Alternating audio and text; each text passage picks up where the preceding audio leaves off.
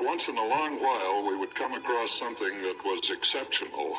And in 1962, it was the Lokowski multiple wave oscillator. Now, I'm going to say I reserve the right to change my mind about anything I'm telling you.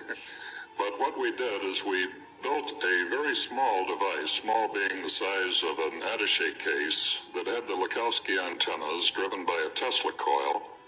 Many of these had wound up in the hands of veterinarians. We published the schematics, and the veterinarians were curing cancer in animals that other vets would put to sleep. So word would get around, and the veterinarians would bring sick animals to the guy that had it, and they got well. Well, at the time, what we assumed was that we were simply shock exciting a number of dipoles.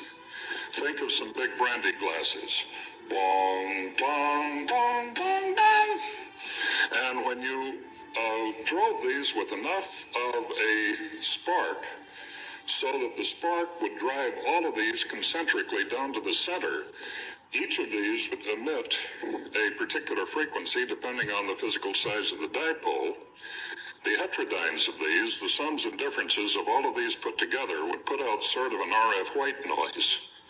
Well, when we finally looked at the spectrum of this on a huge Hewlett-Packard gigahertz spectrum analyzer, we found a lot of unexpected harmonics way up in the gigahertz range that we later found were caused by the arc itself.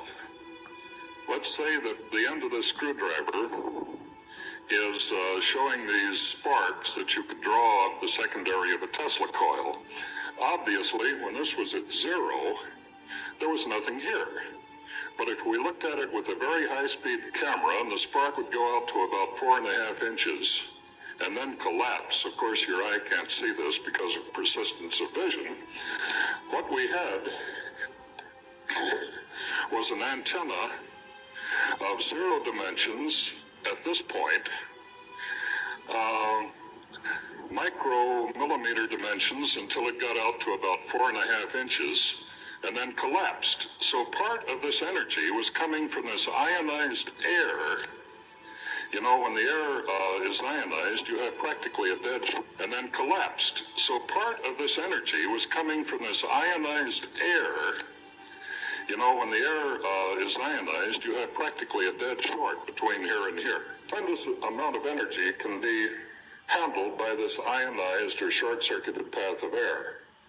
So what we have not taken into account in the original thinking about this device was that we had, besides the rather broad spectra of each of these dipoles, which is shock excited, we had another frequency modulated signal on top of this.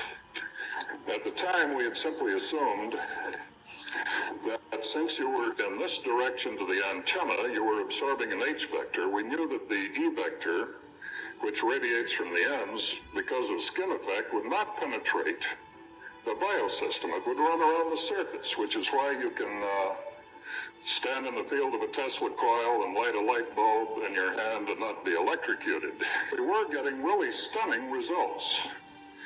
The animals would respond to this much more rapidly than the human beings.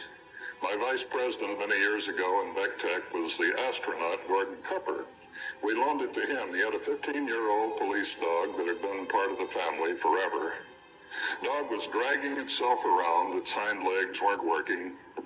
After 2 days, the dog was up, frisking around, running around the swimming pool. So Gordon would take this box wherever he went, to Washington, Houston, NASA. He was getting people out of wheelchairs. But we're not supposed to talk about this, and it took a long time to get that thing back from him.